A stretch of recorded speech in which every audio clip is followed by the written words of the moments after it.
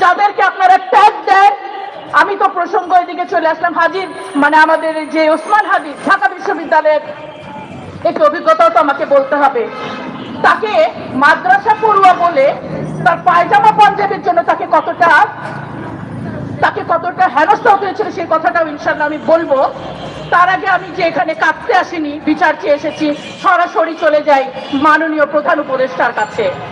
মাননীয় প্রধান উপদেষ্টা, আমরা গত 7 দিন বুকে পাথর চাপা দিয়ে চুপ করেছিলাম আপনার করণীয় দেখার জন্য, আপনাদের পদক্ষেপ দেখার জন্য, আপনার সরকারের দক্ষতা দেখার জন্য।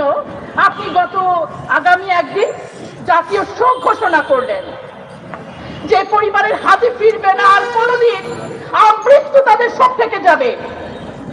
ইনকিলাব মঞ্চের যে বন্ধু সমনেতা হাতে ফিরবে না, সারা জীবন সেই পরিবারটা ইনকিলাব মঞ্চ শোকের মধ্যে থেকে যাবে।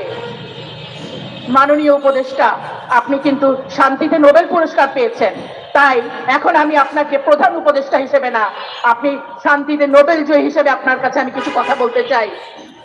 আমরা আপনার কাছে অতি দ্রুত আসামি গ্রেফতার এবং ফাঁসি কার্যকরের